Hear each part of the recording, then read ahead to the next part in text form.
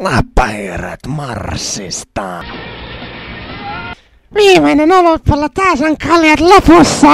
Senkin viinasiippu, mihin se rahansa ovat oikein menneet? No tässä on se rahaa taas. Anna ne tänne. Odotappas vielä vähän vain, Koppels. Sinä saat tehdä minulle palveluksen. Ei kyllä mitä vaan. En pelaa kaikkea. Minä haluan sinun täyttävän tämän oluttynnyrin. Minä järjestän juhlat.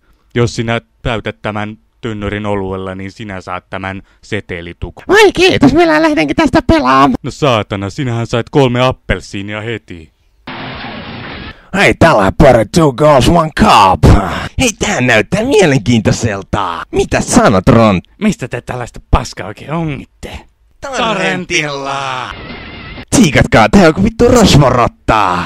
Ei se minun vikaani ollut, hei.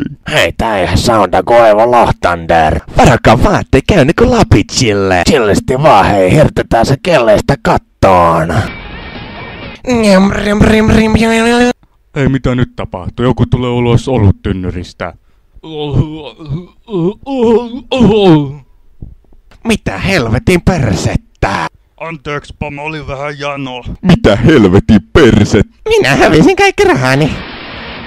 Kun nuo plottalaistaavekkoraadarit kätörit tuli saatana sirkkarin teille ja lentää vittu pitkin screeniä. Täältä tajuu enää vittu ketään ja sieltä niin vittu nämä komentajakätörit ei perse kauheita räjähdyksiä.